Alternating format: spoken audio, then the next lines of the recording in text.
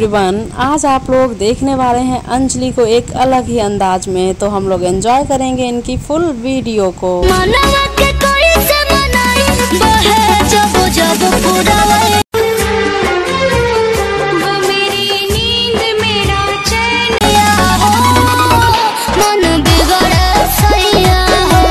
दोस्तों, अंजलि का ये अंदाज आप लोगों को कैसा लग रहा है? क्या आप लोग अंजलि को इसी अंदाज में और भी देखना चाहते हैं?